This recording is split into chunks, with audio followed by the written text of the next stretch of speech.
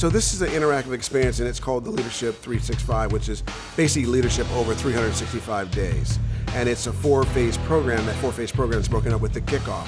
The kickoff is a 60-hour intensive, not combat experience, but more like a SEAL team experience, of a micro version of what Buzz is training like, so we can push people outside their envelope, outside their comfort zone, to challenge them to change their character. So the 60-hour program allows us to do that. We push them mentally, push them physically, we make them operate with the intensity of a leader. So that's gonna stress them out, and how they use all the tools that they've learned here to reduce the amount of stress they have, to work together as a team, to problem solve, to understand the situation they're in. It forces a different perspective that you just can't find in the workplace, and hopefully the lessons learned here can be taken back there. A program like this will definitely test people and give them coping techniques to be able to deal with the psychological and physical stressors that they would encounter, right? Because that's one of the cornerstones of resilience. People think resilience is just being like a physical specimen and being able to bench 500 pounds, but that's not it. Resilience is actually relying on other people,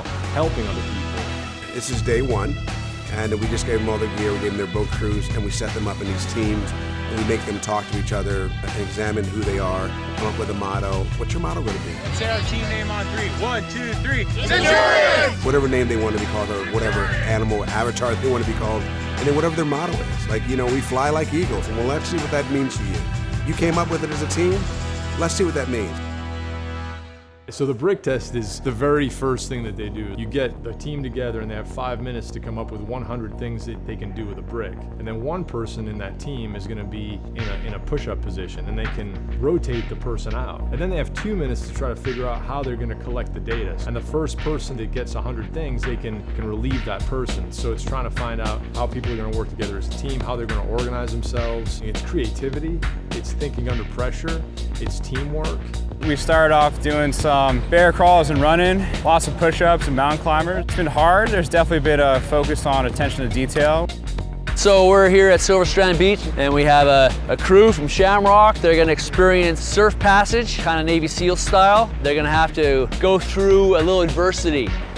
We just got done with the log carry thing, and then we were all thrown into the ocean. Our team has been really good about making sure that we are organized and really focused and present in the moment.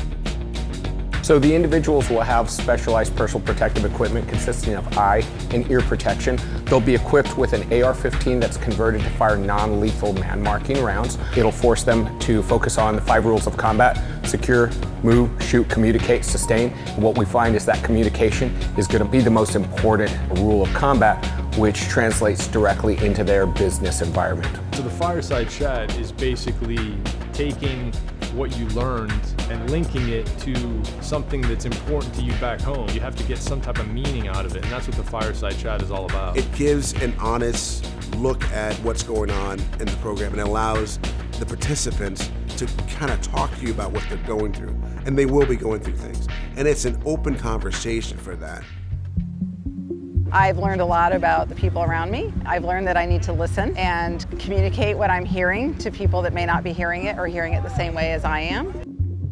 It's just a real eye-opener that you can't do things alone. Like in business, as big leaders, you tend to think that you're the one that's going to push somebody through a breakthrough in business. But at the end of the day, like, you need everybody. You need different personalities and different strengths and weaknesses. I think that we have learned the importance of making sure that we find our purpose in the messages and the directives that we provide to our organizations. How important it was for us to make sure that we had each other's back and we knew where everyone was at all times. There's so many paramount things that I think came out of this weekend, the highest highs and the lowest lows. We all, I think, really had to dig deep and really encourage each other and figure out what was and what wasn't working at that moment. And I think what you see is an evolution through the course of these 2.5 days that is unique and really binds the folks together and makes them have a much deeper understanding of what real teamwork, what real leadership leading up and down the chain of command really means. There's a tremendous transformation from when they arrived here from the airport and when they are leaving today that I hope will stick with them.